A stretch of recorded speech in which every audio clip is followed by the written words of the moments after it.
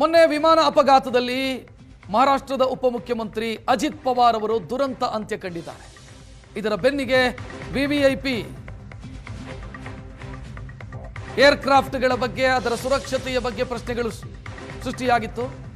ರಾಜ್ಯದಲ್ಲಿ ಈಗ ಮುನ್ನೆಚ್ಚರಿಕಾ ಕ್ರಮವನ್ನು ಗುಪ್ತಚರ ಇಲಾಖೆ ತೆಗೆದುಕೊಂಡಿದೆ. ಸಿಎಂ ಡಿಸಿಎಂ ಸೇರಿ ವಿವಿಐಪಿಗಳು ಪ್ರಯಾಣಿಸುವಂತ ಸ್ಪೆಷಲ್ ಫ್ಲೈಟ್ಸ್, ವಿಶೇಷ ವಿಮಾನಗಳು, ಹೆಲಿಕಾಪ್ಟರ್ಗಳು, ಇದರ ಸುರಕ್ಷತೆಯ ಬಗ್ಗೆ ಏನಾದರೂ ಈ ಹಿಂದೆ ಇನ್ಸಿಡೆಂಟ್ಗಳಾಗಿದೆಯಾ ಅನ್ನೋ ವರದಿಯನ್ನು ಕಲೆ ಹಾಕುವುದಕ್ಕೆ ಮುಂದಾಗಿದೆ.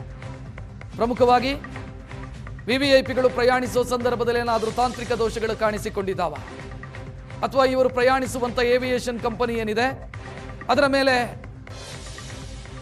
ಈ ಹಿಂದೆ ಏನಾದರೂ ಕ್ರ್ಯಾಶ್ ಹಿಸ್ಟ್ರಿಗಳು, ತುರ್ತು ಭೂಸ್ಪರ್ಶ ಆದಂಥ ಉದಾಹರಣೆಗಳು, ತಾಂತ್ರಿಕ ದೋಷ ಕಾಣಿಸಿಕೊಂಡಂಥ ಉದಾಹರಣೆಗಳು ಇಂಥದ್ದಿದ್ದಾವ ಅನ್ನೋದನ್ನ ಕೆದಕುವಂಥ ಕೆಲಸಕ್ಕೆ ಗುಪ್ತಚರ ಇಲಾಖೆ ಕೈ ಹಾಕಿದೆ. ಇನ್ನು ಹಿರಿಯ ಪೊಲೀಸ್ ಅಧಿಕಾರಿಗಳು ಕೂಡ ಮುಖ್ಯಮಂತ್ರಿಗಳ ಆಪ್ತ ಕಾರ್ಯದರ್ಶಿಗೆ ಈ ಸಲಹೆಯನ್ನು ಕೊಟ್ಟಿದ್ದಾರೆ. ಸಿಎಂ ಸೇರಿ ವಿವಿಐಪಿಗಳು ಯಾರೆಲ್ಲ ಪ್ರಯಾಣಿಸ್ತಾರೋ ಆ ವಿಮಾನಗಳು, ಹೆಲಿಕಾಪ್ಟರ್ಗಳ ಭದ್ರತೆ ಇದರ ಬಗ್ಗೆ ಮಾನಿಟರ್ ಮಾಡಬೇಕು ಅಂತ.